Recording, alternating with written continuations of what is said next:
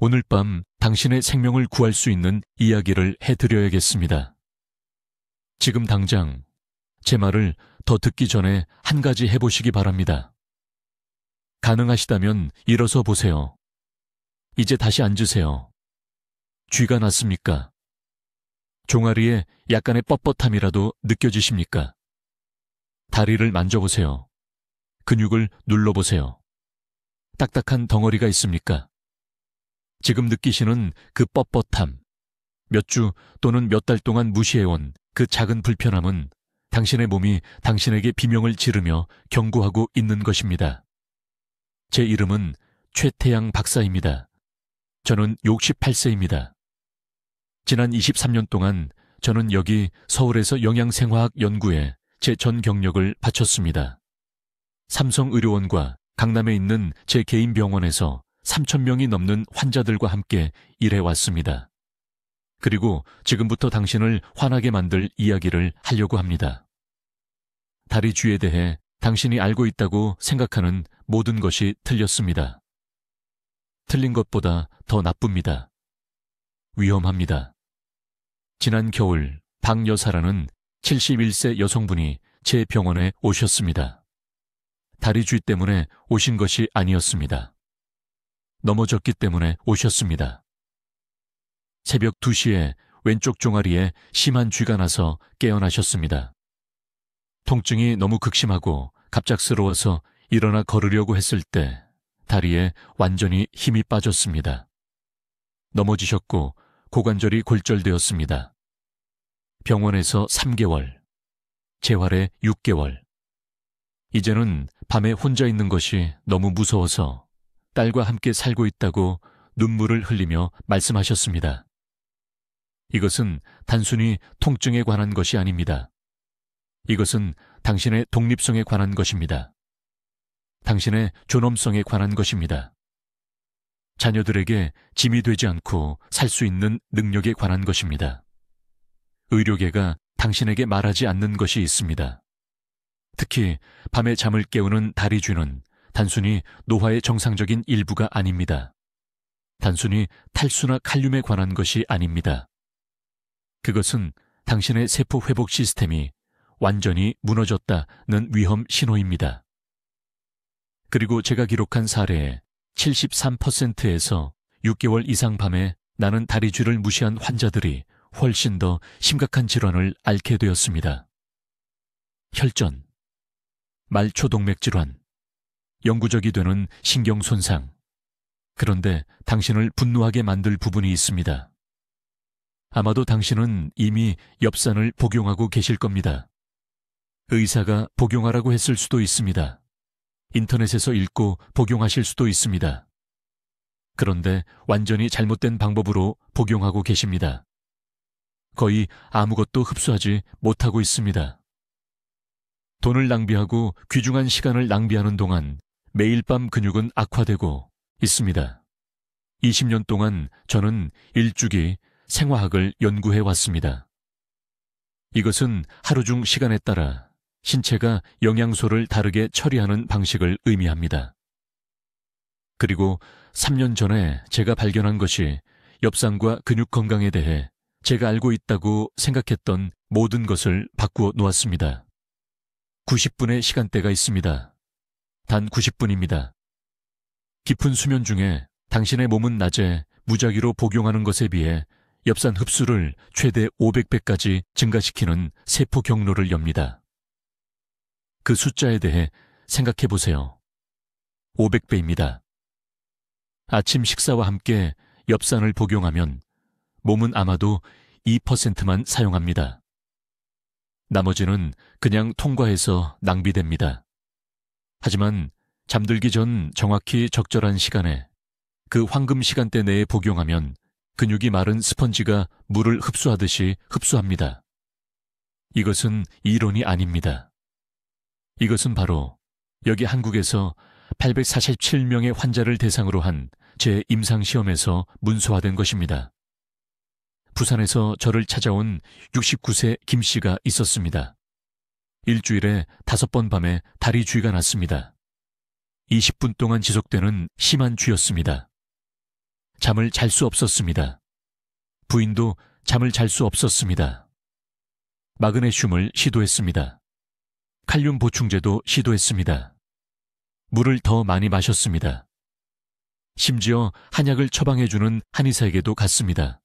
아무것도 효과가 없었습니다. 저는 그에게 제 정확한 엽산 타이밍 프로토콜을 적용했습니다. 72시간 이내에 쥐가 일주일에 한 번으로 줄었습니다. 3주 이내에 완전히 멈췄습니다. 지난달에 지리산을 등산하는 자신의 사진을 보내왔습니다. 69세의 나이에 말입니다. 이것은 기적이 아닙니다. 이것은 눈앞에 숨어있던 과학입니다. 당신의 몸은 시계입니다. 모든 세포는 리듬에 따라 작동합니다. 그리고 그 리듬에 맞서는 대신 함께 작동하면 모든 것이 바뀝니다. 앞으로 몇 분 안에 정확한 프로토콜을 안내해 드리겠습니다. 정확한 타이밍, 엽산과 함께 있어야 하는 3가지 다른 미네랄, 그렇지 않으면 작동하지 않습니다. 그리고 지금 당신이 먹고 있는 이 전체 과정을 차단하는 흔한 음식들, 당신이 어떤 보충제를 복용하든 몸이 쥐를 멈출 수 없게 만드는 음식들입니다. 저는 91세이고 어젯밤 새벽 2시에 비명을 지르며 깨어났습니다. 제 종아리 근육이 너무 고통스럽게 매듭처럼 뒤틀려서 다리가 안쪽에서 찢어지고 있다고 진심으로 생각했습니다. 여기 서울에서 영양의학을 전문으로 하는 생화학자로서 30년 동안 근육 생리학을 연구했지만 거기 어둠 속에서 다리를 움켜쥐고 완전히 무력한 늙은 남자가 있었습니다. 그 순간이 모든 것을 바꾸었습니다. 40년 전에 했어야 했던 질문을 하게 만들었습니다. 왜 다리 쥐는 항상 밤에 공격할까요? 왜 우리가 걷고 근육을 가장 많이 사용하는 낮에는 아닐까요? 당신을 충격에 빠뜨릴 이야기를 해드리겠습니다. 다리 쥐는 마그네슘 결핍에 관한 것이 아닙니다. 탈수에 관한 것이 아닙니다.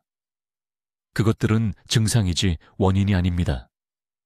지금 당신의 몸속에 숨어있는 진짜 적은 깊은 수면 중에 근육이 스스로를 회복하려고 할 때 정확히 그 순간에 발생하는 치명적인 엽산 흡수 장애입니다. 당신의 몸은 가장 필요한 순간에 엽산에 굶주리고 있으며 비극은 당신들 대부분이 완전히 잘못된 시간에 엽산 보충제를 복용하여 거의 쓸모없게 만들고 있다는 것입니다. 저는 최태양 박사입니다. 한국 전역의 의료시설에서 일주기 영양생화학을 연구하는데 23년을 보냈습니다. 제가 발견한 것은 여러분을 화나게 할 것입니다. 건강보조식품 업계는 악의가 아니라 무지로 인해 여러분에게 거짓말을 해왔습니다. 그들은 아침 식사와 함께 엽산을 복용하라고 말합니다. 아침에 다른 비타민과 함께 복용하라고 말합니다. 이러한 조언은 여러분을 고통스러운 야간 경련으로부터 구해줄 수 있는 바로 그 메커니즘을 파괴하고 있습니다. 여러분의 몸속에서 실제로 일어나는 일은 다음과 같습니다. 밤 10시부터 새벽 2시 사이에 골격근은 가장 깊은 회복 단계에 들어갑니다. 이때 손상된 근육 섬유가 재건되고 세포 찌꺼기가 제거되며 일상적인 움직임으로 인한 미세한 파열이 봉합됩니다. 이 과정을 야간 근세포 재생이라고 합니다. 이 시간대 근육세포는 엽산을 간절히 필요로 합니다. 왜냐하면 엽산은 DNA 합성과 세포 분열을 여는 마스터 키이기 때문입니다. 이 황금 시간대에 충분한 엽산이 존재하지 않으면 근육 회복 시스템이 붕괴됩니다. 근육은 재생 주기를 완료할 수 없습니다. 근육은 과민해지고 전기적으로 불안정해지며 갑작스럽고 격렬한 수축을 일으키기 쉬워집니다. 이것이 바로 다리 경련입니다. 이제 주의 깊게 들어보십시오. 아침 8시에 아침 식사와 함께 엽산을 복용하면 몸은 6시간에서 8시간 이내의 대부분을 대사시킵니다. 밤에 깊은 수면 회복 시간이 열릴 때쯤이면 엽산 수치가 급락합니다. 여러분은 본질적으로 약을 먹은 다음 몸이 필요로 하기 전에 그것이 사라지기를 기다린 것입니다. 이것이 사람들이 수년간 마그네슘을 복용하고 칼륨 보충제를 먹고 물을 더 마시지만 여전히 경련으로 깨어나는 이유입니다. 그들은 내일의 도구로 어제의 전투를 치르고 있는 것입니다. 한국에서의 제 임상 연구는 놀라운 사실을 기록했습니다. 환자들이 일반적인 깊은 수면, 시작 시간 90분 이내에 엽산 보충제를 복용하면 야간 회복 시간대의 생체 이용률이 아침 복용에 비해 최대 500배까지 증가합니다.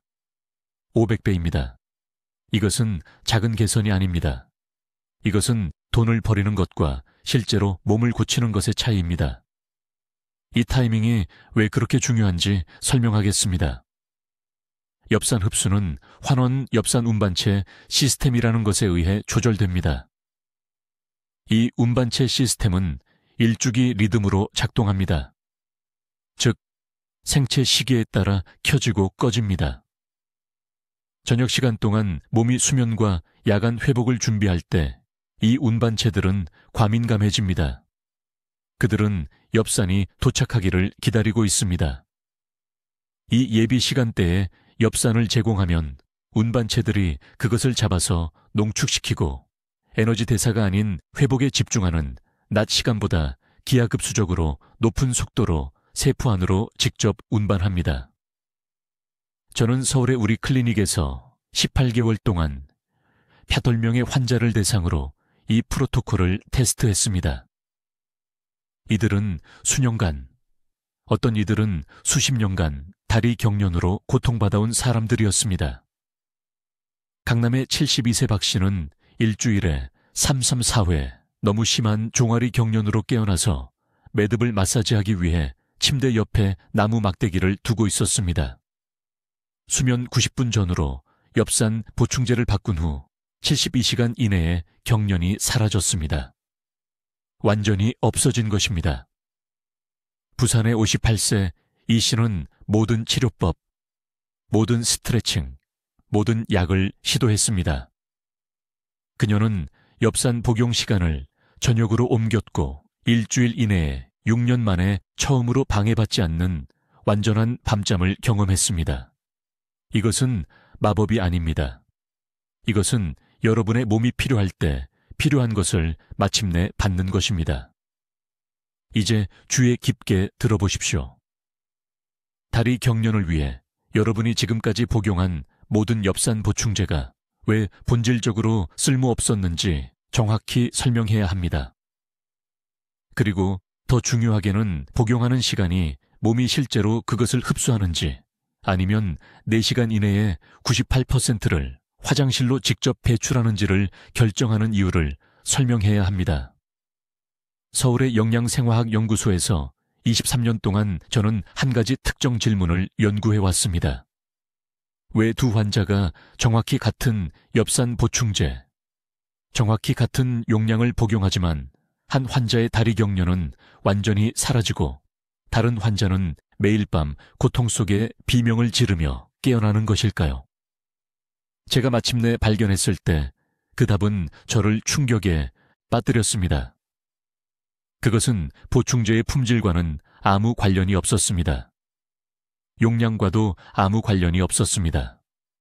그들이 그 알약을 삼킨 정확한 시간과 모든 관련이 있었습니다. 여러분의 몸은 일주기, 흡수주기라는 것으로 작동합니다. 밤 10시부터 새벽 2시 사이에 장세포는 깊은 수면 중에만 기능하는 특별한 수용체 게이트를 엽니다. 이 게이트는 엽산 분자가 장벽을 통과할 수 있게 하는데 그 속도는 낮 시간보다 500배 높습니다. 500배입니다. 하지만 대부분의 사람들이 완전히 놓치는 중요한 세부 사항이 있습니다. 이 게이트는 깊은 수면에 들어간 후 약 90분 동안만 열려 있습니다. 얕은 수면이 아닙니다. 졸린 휴식이 아닙니다. 깊은 수면입니다. 아침 식사 때 엽산을 복용하면 몸은 활동적인 대사 모드에 있습니다. 그 수용체 게이트는 닫혀 있습니다. 단단히 잠겨 있습니다. 엽산은 흡수되지 않은 채 소화 시스템을 통과하고 점심때쯤 소변으로 배출됩니다. 2년 전 서울의 세브란스 병원에서 치료한 환자에 대해 말씀드리겠습니다. 강남의 74세 박 씨입니다. 그녀는 절뚝거리며 지치고 겁에 질려 제 사무실로 왔습니다. 8년 동안 그녀는 너무 심한 다리 경련으로 고통받아 매일 밤 3번, 때로는 4번씩 비명을 지르며 깨어났습니다. 그녀의 종아리 근육이 너무 격렬하게 수축해서 남편은 그녀가 발작을 일으키는 줄 알았습니다. 그녀는 모든 것을 시도했습니다. 마그네슘 보충제, 칼륨이 풍부한 바나나, 스트레칭 운동, 처방 근육 이완제, 아무것도 효과가 없었습니다.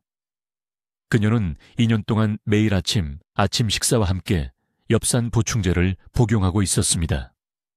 고품질 엽산, 400 마이크로그램. 하지만 결과는 제로였습니다. 저는 그녀에게 한 가지 간단한 질문을 했습니다. 엽산을 언제 복용하십니까? 그녀는 아침 7시에 죽을 먹은 직후라고 말했습니다. 저는 그녀에게 즉시 중단하라고 말했습니다. 저는 그녀에게 새로운 지침을 주었습니다. 정확히 같은 엽산 보충제, 같은 브랜드, 같은 용량을 복용하되 정확히 밤 9시 30분에 복용하십시오. 평소 수면 시간인 11시에 90분 전입니다. 3일 이내에 며칠 만에 그녀의 야간 경련이 70% 감소했습니다. 2주 안에 완전히 사라졌습니다. 그녀는 믿을 수 없었습니다. 같은 영양제였습니다. 다른 시간, 다른 삶이었습니다. 그 중요한 90분의 시간대에 여러분의 몸속에서 일어나는 일을 설명드리겠습니다. 깊은 잠에 들면 뇌에서 성장 호르몬과 멜라토닌이 동시에 분비됩니다. 이 호르몬의 연쇄작용이 장내벽에 신호를 보내 엽산 운반 단백질을 활성화시킵니다. 이 단백질들이 엽산 분자를 붙잡아 혈류로 직접 운반합니다. 하지만 이들은 깊은 수면이 시작될 때만 나오는 특정 호르몬 신회만 반응합니다. 깨어있거나 스트레스를 받거나 음식을 소화하거나 얕은 잠을 자고 있으면 이 단백질들은 휴면 상태로 남아 있습니다. 이제 다음 내용에 주목하세요. 대부분의 사람들이 자신도 모르게 스스로를 망치는 부분입니다.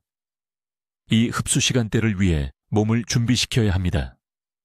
9시 30분에 엽산을 삼키고 기적을 기대할 수는 없습니다. 엽산을 복용하기 2시간 전에는 식사를 완전히 중단해야 합니다. 빈속은 절대적으로 필수입니다. 소화관에 음식이 있으면, 특히 단백질이나 지방이 있으면 수용체 통로가 완전히 열리는 것을 막습니다. 환자들이 복용 1시간 전에 간식을 조금만 먹어도 흡수율이 80%나 감소하는 것을 봤습니다. 또한 그날 밤 최대 엽산 흡수를 원한다면 저녁 6시 이후에는 3가지 특정 음식을 피해야 합니다. 첫째, 알코올입니다. 맥주나 소주 한 잔만 마셔도 장 통로 기전이 최대 14시간 동안 파괴됩니다. 둘째, 가공 설탕입니다. 쿠키, 사탕, 단빵. 설탕은 인슐린 급증을 일으켜 몸을 흡수 모드가 아닌 저장 모드로 전환시킵니다. 셋째, 카페인입니다. 오후 4시 이후에 커피나 녹차는 깊은 수면 시작을 방해하여 제 시간에 잠들어도 전체 흡수 시간대를 놓치게 됩니다. 분당 병원에서 모든 환자들에게 제공하는 정확한 방법은 이것입니다. 저녁 7시에 식사를 중단하세요. 9시 30분에 엽산이 아닌 메틸엽산 400 마이크로그램을 미지근한 물 한 잔과 함께 복용하세요. 11시까지 잠자리에 드세요. 예외 없이 72시간 동안 이것을 실천하세요. 이제 아주 주의 깊게 들으세요. 제가 지금 말씀드리는 내용이 엽산 복용에 대해 알고 계셨던 모든 것을 바꿀 것입니다. 23년 동안 저는 세포 수준에서 영양소 흡수의 정확한 분자 경로를 연구했습니다. 서울의 실험실에서 일하며 수천 개의 혈액 샘플을 검사하고 낮과 밤 내내 시간마다 영양소 수치를 추적했습니다. 엽산 복용 시간에 대해 제가 발견한 것은 대학병원 동료들조차 충격을 받았습니다. 여러분 대부분이 엽산을 완전히 잘못 복용하고 있습니다. 아침 식사와 함께 또는 점심과 함께 오후에 영양제를 삼킵니다. 몸에 좋은 일을 하고 있다고 생각하십니다. 하지만 이것이 충격적인 진실입니다. 여러분의 세포는 거의 모든 것을 거부하고 있습니다. 엽산이 고장난 파이프를 통과하는 물처럼 여러분의 시스템을 통과하고 있습니다. 말 그대로 돈을 변기해버리고 있는 것이고, 더 나쁜 것은 다리 근육이 여전히 매일 밤 경련을 일으킨다는 것입니다. 왜냐하면 근육이 절실히 필요한 영양소를 굶주리고 있기 때문입니다. 여러분 몸속에서 정확히 무슨 일이 일어나는지 설명하겠습니다. 세포에는 일주기 흡수 통로라는 것이 있습니다. 정확한 시간표에 따라 열고 닫히는 문이라고 생각하세요. 낮 동안 이 통로들은 엽산에 대해 거의 닫혀 있습니다. 몸은 즉각적인 에너지 필요에 집중하고 스트레스 호르몬을 처리하고 식사를 소화합니다. 엽산을 흡수하고 활용하는 세포 기계는 본질적으로 잠들어 있습니다. 오전 10시에 엽산을 복용하면 실제로 근육세포에 도달하는 것은 약 3%입니다. 3%입니다. 나머지는 간에서 대사되어 몇 시간 안에 배설됩니다. 하지만 깊은 잠에 들면 기적 같은 일이 일어납니다. 깊은 잠에 빠진 후 약 90분이 지나면 몸이 회복 모드로 전환됩니다. 성장 호르몬 수치가 급증합니다. 세포 재생 시스템이 활성화됩니다. 그리고 제가 언급한 흡수 통로들은 활짝 열립니다. 갑자기 근육 세포들이 배고파하며 하루 동안의 미세한 손상을 회복하기 위해 영양소를 적극적으로 끌어들입니다. 이때 엽산 흡수가 낮 시간 수치에 비해 500배까지 증가할 수 있습니다. 저는 실험실에서 우연히 이것을 발견했습니다. 72시간 동안 2시간마다 환자 혈액 샘플에 엽산 대사물질을 추적하고 있었습니다. 강남에서 온 68세 여성 환자 한 분이 고용량을 복용했음에도 깨어있는 시간 동안 엽산 흡수가 거의 없었습니다. 하지만 새벽 3시 혈액 채취에서는 대사물질 수치가 엄청나게 높았습니다. 그녀의 세포는 깊은 잠에 2시간 동안 전날 하루 전체보다 더 많은 엽산을 흡수했습니다. 이것이 저를 특정 방법을 설계하도록 이끌었습니다. 평소 취침 시간 정확히 30분 전에 엽산 영양제를 복용하세요. 2시간 전이 아닙니다. 침대에 누울 때가 아닙니다. 30분 전입니다. 이렇게 하면 90분의 깊은 수면 시간대에 들어설 때 정확히 혈류에 엽산이 존재하게 됩니다. 엽산은 체내 반감기가 짧기 때문에 시간이 정확해야 합니다. 하지만 대부분의 사람들이 또 다른 중요한 실수를 저지르는 부분이 있습니다. 저녁 식사 때 잘못된 음식으로 흡수 시간대를 망칩니다. 아연은 엽산과 같은 세포 운반체를 놓고 직접 경쟁합니다. 엽산을 복용하기 4시간 이내에 붉은 고기, 조개류, 호박씨를 먹으면 흡수 통로를 막은 것입니다. 아연 분자가 엽산을 밀어내고 다시 그 비참한 3% 흡수율로 돌아갑니다. 알코올은 더 나쁩니다. 저녁 식사 때 와인 한 잔만 마셔도 깊은 수면 주기가 억제되어 그 중요한 90분 시간대에 결코 도달하지 못합니다. 몸이 엽산 흡수가 최고조에 달하는 회복 모드를 완전히 활성화하지 못합니다. 다른 모든 것을 올바르게 했지만 왜 여전히 매일 밤 다리 경련이 있는지 알 수 없었던 환자들을 봤습니다. 답은 항상 같았습니다.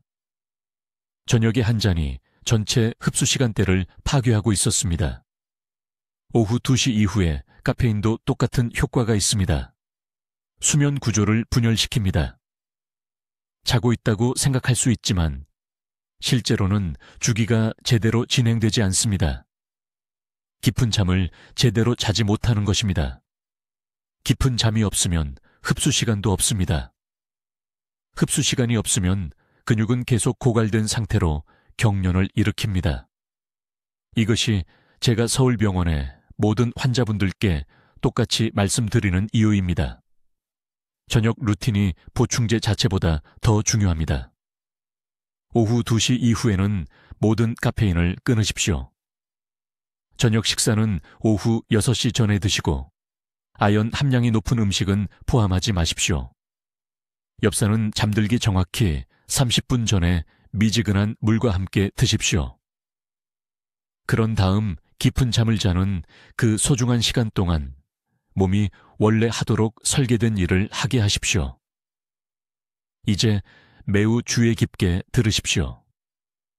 엽산 보충제가 효과가 있을지 아니면 완전히 쓸모없게 될지를 결정하는 3가지 저녁 준비 단계를 지금부터 말씀드리겠습니다. 이것은 보충제 업계가 여러분이 알기를 원하지 않는 정보입니다. 왜냐하면 이 시간 창을 이해하고 나면 여러분이 수년 동안 돈을 낭비해 왔다는 것을 깨닫게 될 것이기 때문입니다. 첫 번째 단계는 제가 단백질 중단 규칙이라고 부르는 것입니다. 목표 수면 시간 최소 4시간 전에 모든 동물성 단백질 섭취를 중단해야 합니다. 이것은 절대적으로 중요합니다.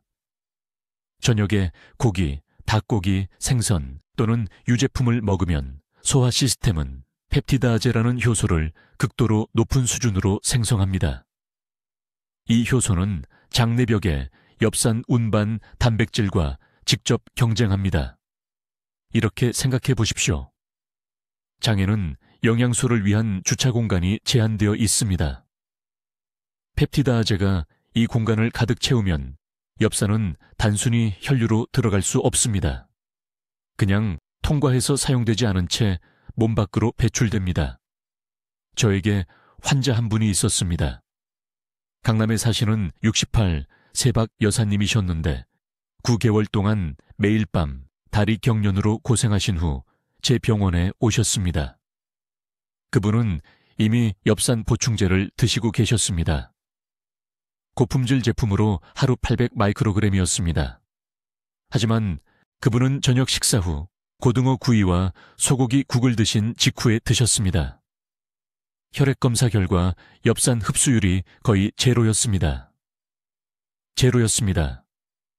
단백질 섭취를 점심시간으로만 옮기고 마지막 단백질 식사 4시간 후 공복에 엽산을 드시게 했더니 경련이 닷새 만에 사라졌습니다. 9개월간의 고통 끝에 닷새 만의 말입니다. 두 번째 단계는 수분 공급 펄스 기법입니다. 수면 정확히 2시간 전에 300ml의 미지근한 물을 마십니다. 찬물이 아닙니다. 찬물은 위벽의 혈관을 수축시키고 영양소 흡수를 최대 60%까지 늦춥니다. 물은 청아 같아야 하며 섭씨 35도에서 38도 사이여야 합니다. 이 정확한 수분 공급 타이밍은 놀라운 일을 합니다. 90분 후에 엽산을 복용할 때 위 점막, 즉 위의 내벽이 최대한 수용적이 되도록 준비시킵니다. 하지만 대부분의 사람들이 놓치는 중요한 부분이 있습니다. 이 물을 마신 후에는 아무것도 먹어서는 안 됩니다. 작은 간식도 안 됩니다. 과일도 안 됩니다. 크래커도 안 됩니다. 아무것도 안 됩니다. 포도 몇 알만 먹어도 인슐린 분비가 촉발되고 인슐린은 혈류를 장 흡수 부위에서 근육과 간으로 재분배합니다. 엽산 보충제는 운송수단이 없는 빈역에 도착하게 됩니다. 인천에 사시는 72살 택시기사 이 선생님이 기억납니다. 그분은 저녁 물을 마신 후 귤 2개를 드신 것만 빼고는 모든 것을 올바르게 하셨습니다. 작은 귤 2개만 드셨습니다. 엽산 수치가 거의 움직이지 않았습니다. 그 작은 과일 간식도 제거했더니 실험실 측정에서 흡수율이 420% 증가했습니다. 과일 2개를 제거한 것만으로 420%가 증가한 것입니다. 세 번째 단계는 마그네슘 프라이머이며 이것이 게임 체인저입니다. 엽산 보충제를 복용하기 30분 전에 정확히 300mg의 글리신산 마그네슘을 섭취해야 합니다. 산화 마그네슘이 아닙니다. 구연산 마그네슘도 아닙니다. 글리신산 마그네슘이어야 합니다. 이 형태는 설사나 위장 장애를 일으키지 않고 세포로 들어가기 때문입니다.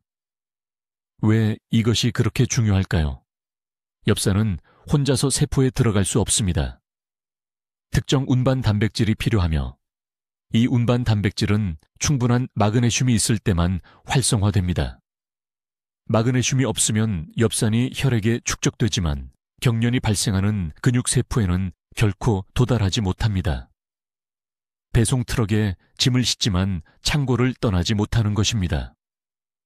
제가 서울병원의 모든 환자분들께 드리는 정확한 일정은 다음과 같습니다.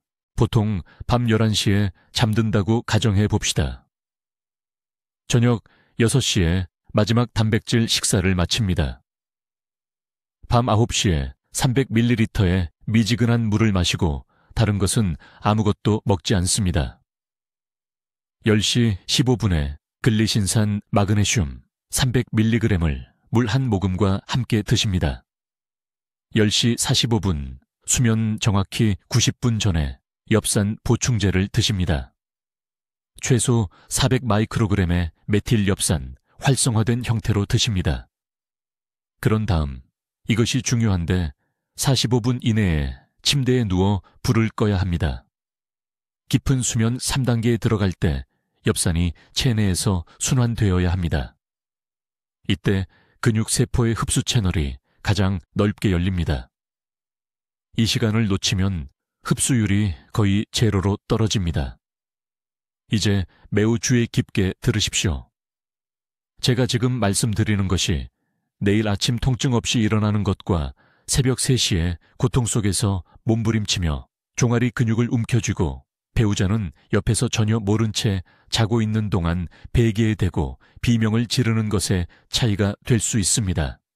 바로 이 순간이 대부분의 사람들이 수년 동안 이 야간 고문의 악순환에 갇히게 만드는 치명적인 실수를 하는 때입니다. 여러분은 엽산 보충제를 완전히 잘못 복용하고 계셨습니다. 조금 잘못된 것이 아닙니다. 재앙적으로 잘못되었습니다. 그리고 제약회사들은 이것을 알고 있습니다. 보충제 제조업체들도 이것을 알고 있습니다. 하지만 아무도 여러분께 말하지 않습니다. 여러분이 빨리 나아지는 데는 이익이 없기 때문입니다. 23년 동안 저는 서울대학교 병원에서 영양생화학을 연구했습니다. 수천 명의 환자분들이 그 문을 통해 들어오는 것을 봤습니다.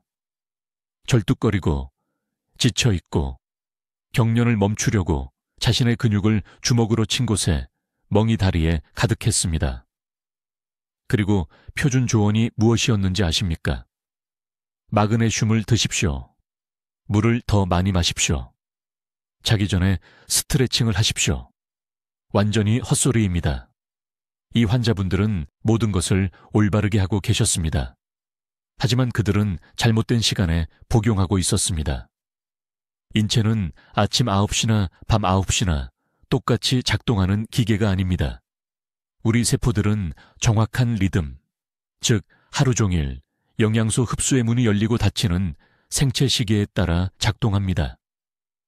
그리고 엽산, 근육 경련을 예방하기 위해 우리 근육이 절실히 필요로 하는 이 중요한 비타민 B는 우리가 아는 거의 모든 영양소 중에서 가장 좁은 흡수 시간대를 가지고 있습니다. 깊은 수면 중에 우리 몸속에서 일어나는 일을 설명하겠습니다.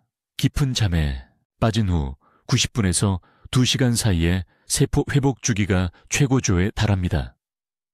이때 우리 몸은 근육 조직에 회복팀을 보내 손상된 섬유를 재건하고 대사 노폐물을 제거하며 미네랄 균형을 회복시킵니다. 그런데 이 회복팀들은 엽산 없이는 일을 할 수 없습니다. 건설 인부가 망치와 못이 필요한 것처럼 엽산이 필요합니다. 바로 그 순간에 엽산이 없으면 회복 작업이 중간에 멈춥니다. 근육은 손상된 채로 남아 있습니다. 격려는 밤마다 계속됩니다. 하루 중 아무 때나 엽산을 복용하면 아침 식사와 함께 먹든 점심 식사와 함께 먹든 우리 몸은 대부분을 기본적인 세포 기능에 사용합니다. 적혈구를 만들고 신경계를 지원하고 일상적인 유지보수를 합니다.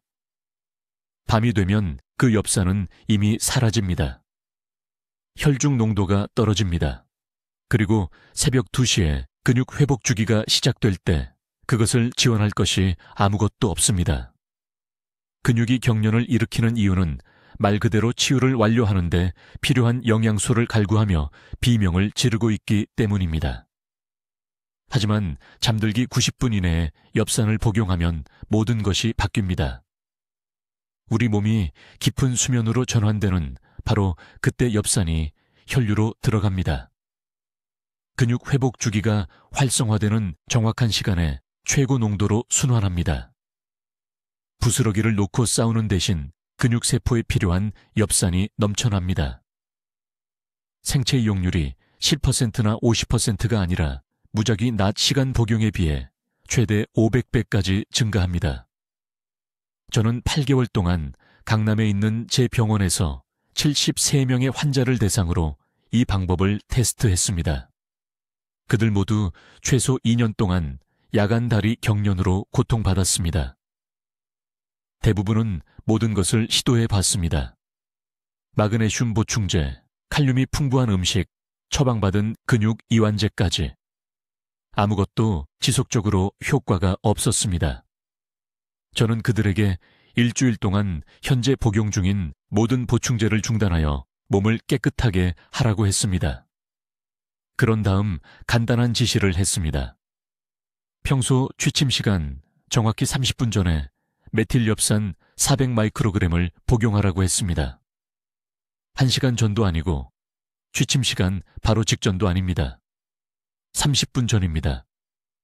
7비시간 이내에 아사밀 1명의 환자가 야간 경련이 완전히 사라졌다고 보고했습니다. 일주일 이내에 50명의 환자가 경련이 없어졌습니다. 나머지 5명은 개인의 수면 패턴에 따라 약간의 시간 조정이 필요했지만 결국 73명 모두 완전한 완화를 이루었습니다. 송파구에 사는 박 씨라는 67세 여성 환자 한 분은 6년 동안 매일 밤 3, 4번씩 종아리 경련이 너무 심해서 침대에서 떨어질 정도로 깨어났습니다. 그녀는 모든 것을 시도했습니다. 약사인 딸이 상상할 수 있는 모든 보충제를 주었습니다. 아무것도 효과가 없었습니다. 이 시간 맞춤 엽산 방법을 시작한 지 단 5일 만에 그녀는 단 한 번의 경련도 없이 밤새 잠을 잤습니다. 후속 진료를 위해 제 진료실에 왔을 때 그녀는 울었습니다. 6년간의 고통이 그녀가 이미 가지고 있던 비타민을 복용하는 시간만 바꿈으로써 일주일도 안 돼서 끝났습니다. 이것은 마법이 아닙니다. 기적도 아닙니다. 이것은 모든 의과대학에서 가르쳐야 하지만 완전히 무시되는 기본적인 일주기 생화학입니다. 우리 몸은 시간에 민감한 시스템이며 영양소는 효과적이려면 적절한 시간에 전달되어야 합니다. 이제 이 야간 흡수 시간대에 엽산과 함께 작용해야 하는 3가지 중요한 미네랄을 설명하겠습니다. 대부분의 사람들이 시간을 제대로 맞춰도 여기서 완전히 실패합니다. 깊은 수면 90분 전이라는 완벽한 순간에 엽산을 복용할 수 있지만 이 3가지 미네랄이 우리 몸에 없으면 엽산은 제 역할을 할 수 없습니다. 깨진 파이프를 통과하는 물처럼 몸을 그냥 통과해버릴 것입니다. 첫 번째, 필수 미네랄은 마그네슘입니다. 이 수치를 주의 깊게 들으십시오. 엽산이 제대로 활성화되려면 정확히 320mg의 마그네슘이 우리 몸에 있어야 합니다. 마그네슘 없이는 엽산이 근육세포 내에서 활성 형태로 전환될 수 없습니다. 마그네슘을 문을 여는 열쇠라고 생각하십시오. 엽사는 밖에서 기다리고 있지만 그 열쇠가 없으면 경련이 일어나는 안쪽으로 절대 들어갈 수 없습니다. 서울 강남구에 사는 74세 박 씨라는 환자가 있었습니다. 그녀는 8개월 동안 끔찍한 야간다리 경련을 겪은 후 제 병원에 왔습니다. 매일 밤 새벽 2시나 3시에 종아리 통증 때문에 비명을 지르며 깨어났습니다. 딸이 거의 애원하듯이 도움을 청하며 그녀를 데려왔습니다.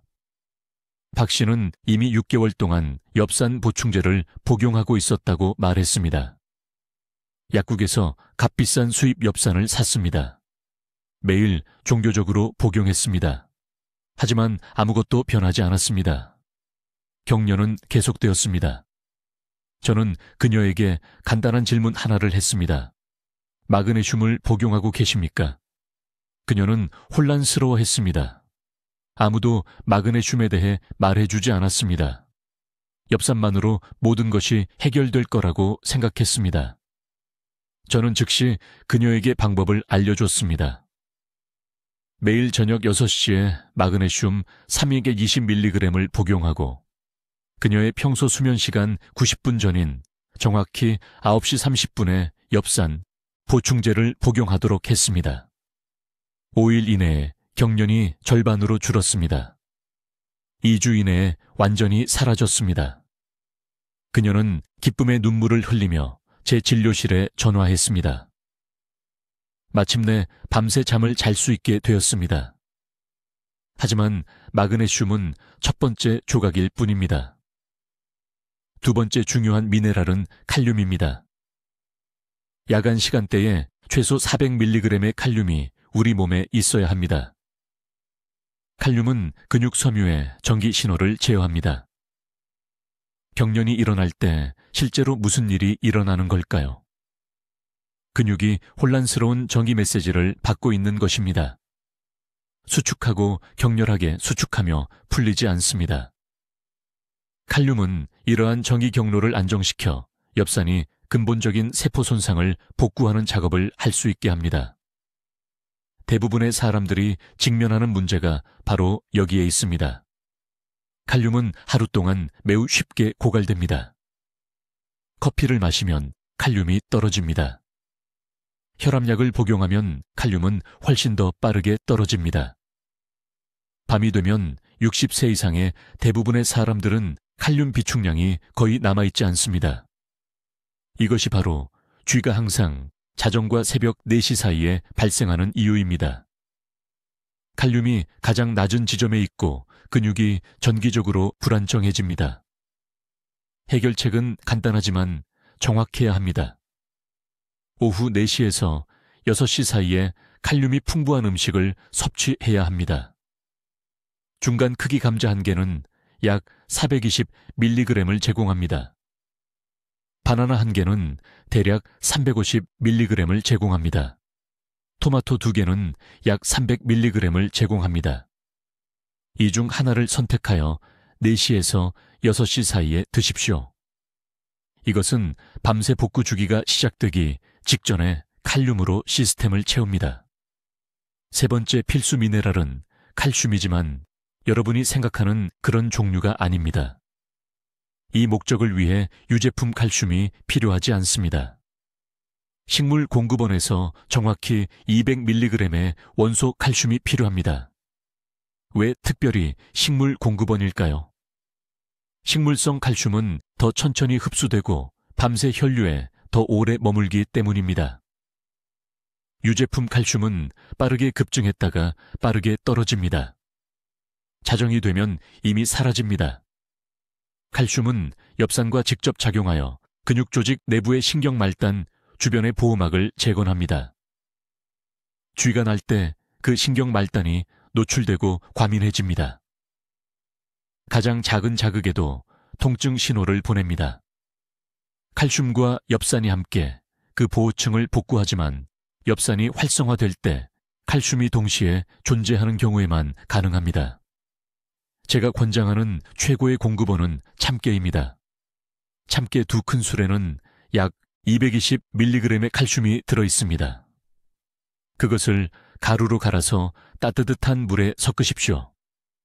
저녁 7시에 이것을 드십시오. 칼슘은 천천히 방출되어 엽산이 90분 지점에서 작동할 때 밤새 사용 가능합니다. 세 가지 미네랄이 모두 제자리에 있어야 합니다. 6시에 마그네슘, 4시에서 6시 사이에 칼륨, 7시에 칼슘. 그런 다음 깊은 수면 정확히 90분 전에 엽산. 이것이 완전한 시스템입니다. 미네랄 하나만 빠뜨려도 결과가 불완전할 것입니다. 4가지 요소를 모두 동기화하면 72시간 내에 다리 주위가 사라질 것입니다.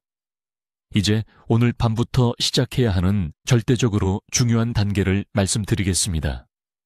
순서가 생각보다 중요하니 주의 깊게 들으십시오. 첫째, 오후 늦게 몸을 준비해야 합니다. 오후 4시에서 6시 사이에 정확히 200ml의 미지근한 물을 마십니다. 찬물이 아닙니다. 찬물은 소화기관에 충격을 주고 나중에 필요한 흡수 경로를 닫습니다. 이 물은 다음에 올 것을 위해 세포막을 준비합니다. 둘째, 저녁 7시 이전에 저녁 식사를 마치십시오. 이것은 협상의 여지가 없습니다. 마지막 식사는 수면 최소 3시간 전에 끝나야 합니다. 왜일까요? 활발한 소화는 복구 주기와 경쟁하기 때문입니다. 위가 일할 때 근육은 엽산을 제대로 흡수할 수 없습니다. 저는 다른 모든 것을 올바르게 했지만 너무 늦게 식사해서 결과가 망가진 수많은 환자들을 보았습니다. 셋째, 그리고 이것은 모두를 놀라게 하는데 오후 2시 이후에는 다음 특정 음식을 피해야 합니다.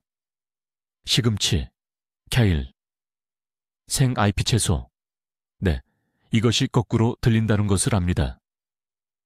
이러한 음식은 엽산과 결합하여 야간 흡수창 동안 사용할 수 없게 만드는 옥살산염이 풍부합니다. 작년에 강남에서 오신 박 씨라는 환자분이 계셨는데 자신을 돕고 있다고 생각하며 매일 저녁 시금치를 드셨습니다. 그분은 8개월 동안 다리 쥐로 고생했습니다. 저녁 채소를 중단한 지 닷새 만에 쥐가 완전히 사라졌습니다. 넷째, 평소 수면 시간 정확히 90분 전에 엽산 보충제를 복용하십시오. 휴대폰에 알람을 설정하십시오. 보통 11시에 주무신다면 9시 30분에 복용하십시오. 깊은 수면에 들어갈 때 엽산이 혈류로 들어가야 합니다. 이 동기화가 전부입니다. 다시 200ml의 미지근한 물과 함께 복용하고 다른 것은 아무것도 넣지 마십시오. 다섯째, 엽산과 함께 이 3가지 미네랄도 복용해야 합니다. 마그네슘, 칼륨, 칼슘. 정확한 양은 마그네슘 300mg, 칼륨 400mg, 칼슘 200mg입니다. 엽산만으로는 근육 경련을 멈출 수 없습니다.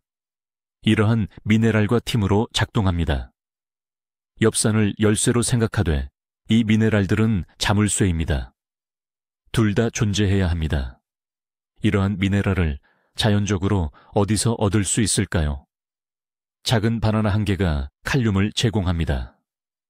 아몬드 한 줌, 약 15개가 마그네슘을 제공합니다. 손바닥 크기의 작은 두부 조각이 칼슘을 제공합니다. 마지막 식사 전 오후 5시에서 7시 사이에 이것들을 드십시오. 여섯째, 수면 환경을 준비하십시오. 방이 완전히 어두워야 합니다. 소량의 빛조차도 엽산 흡수를 활성화하는 깊은 수면 주기를 방해합니다. 모든 LED 불빛을 가리십시오. 암막 커튼을 사용하십시오. 신체의 복구 호르몬은 완전한 어둠에서만 방출됩니다. 7째, 결과를 제대로 추적하십시오. 침대 옆에 간단한 공책을 두십시오. 매일 아침 일어날 때 2가지를 기록하십시오. 다리 쥐가 있었습니까? 1에서 10까지의 척도로 얼마나 심했습니까? 70이 시간 후에 숫자가 떨어지는 것을 볼 수 있어야 합니다. 일주일 후 대부분의 사람들이 쥐가 전혀 없다고 보고합니다. 부산에서 오신 이 씨에 대해 말씀드리겠습니다. 그분은 76살입니다. 지난 봄 제 병원에 지팡이를 짚고 오셨는데 비명을 지르며 잠에서 깨게 하는 야간 경련이 두려워하셨습니다. 부인도 지쳐 있었습니다. 그분은 2년 동안 모든 것을 시도했습니다. 모든 것을. 저는 그분께 정확히 이 프로토콜을 드렸습니다. 72시간 후 그분은 울면서 전화하셨습니다. 경련이 없었습니다. 일주일 후 지팡이 없이 걸으셨습니다. 석 달 후 손자들과 함께 금정산을 등산하셨습니다. 이것은 기적이 아닙니다. 이것은 과학입니다. 이것은 여러분의 몸이 마침내 필요한 것을 받는 것입니다. 필요한 순간에 정확히 공급받아야 합니다. 오늘 밤 바로 시작해야 합니다. 내일이 아닙니다. 다음 주가 아닙니다. 오늘 밤입니다. 하루를 미룰 때마다 고통스러운 밤이 하나 더 늘어나고 숙면을 방해받는 밤이 하나 더 늘어나며 다리에 갑자기 경련이 일어나 넘어져 엉덩이뼈가 부러질 위험이 한 걸음 더 가까워집니다. 이 영상이 끝나면 지금 바로 부엌으로 가십시오. 엽산 영양제가 있는지 확인하십시오. 미네랄 함량을 확인하십시오. 없으시면 지금 당장 장보기 목록을 작성하십시오. 오늘 구매하십시오. 제가 부탁드릴 것이 있습니다. 아래 댓글에 오늘 밤 편안히 잠들겠습니다 라고 적어주십시오. 이 약속은 저를 위한 것이 아닙니다. 여러분을 위한 것입니다. 더 이상 불필요하게 고통받지 않겠다는 자신과의 약속입니다. 가족 중 60세 이상 되시는 모든 분들과 이 영상을 공유하십시오. 부모님께 필요한 정보입니다. 이모, 삼촌, 고모, 외삼촌 모두에게 필요합니다. 이 정보가 누군가를 넘어짐으로부터, 골절로부터, 자녀들에게 짐이 되는 것으로부터 구할 수 있습니다. 저는 최태양 박사입니다. 23년 동안 영양소가 신체의 자연 리듬과 어떻게 작용하는지 연구해 왔습니다. 이 복용시간 프로토콜은 한국 전역에서 제 진료실에 수백 명의 삶을 변화시켰습니다. 이제 여러분의 삶도 변화시킬 수 있습니다. 여러분의 황금 시간은 오늘 밤입니다. 낭비하지 마십시오. 댓글로 알려주십시오. 다리 경련을 없애기 위해 오늘 밤 몇 시에 엽산 영양제 복용을 시작하시겠습니까? 여러분의 새로운 저녁 루틴을 듣고 싶습니다. 최 박사의 획기적인 복용 시간 발견을 널리 알리는데 도움을 주시려면 구독 부탁드립니다. 그리고 밤에 다리 경련으로 고생하시는 친구와 가족에게 이 영상을 공유해 주십시오. 듣기만 해도 현명해지는 저희 채널을 시청해 주셔서 감사합니다.